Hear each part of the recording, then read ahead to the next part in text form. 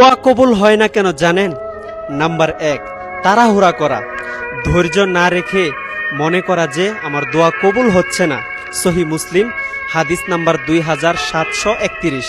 Number 2, হারাম রিজিকে লিপ্ত থাকা, হারাম খাবার, পোশাক বা উপার্জন করা। সহি মুসলিম হাদিস নাম্বার 1015। নাম্বার 3, ঈমানের অভাব। দেখুন, মুশরিক বা কাফিরের দোয়া সাধারণত কবুল করা হয় না। সূরা আল বাকারা আয়াত নাম্বার 186। নাম্বার 4, বিশ্বাসের অভাব, আল্লাহর উপর সম্পূর্ণ আস্থা না রাখা। সূরা গাফির আয়াত নাম্বার 60। নাম্বার 5, গুনাহে লিপ্ত থাকা, অবাধ্য জীবন যাপন দোয়া কবুল করতে বাধা সৃষ্টি করে। সহি মুসলিম 1015 নাম্বার হাদিস। নাম্বার 6, পাপের জন্য দোয়া করা, অন্যায় বা গুনাহের জন্য দোয়া করলে তা কবুল হয় না।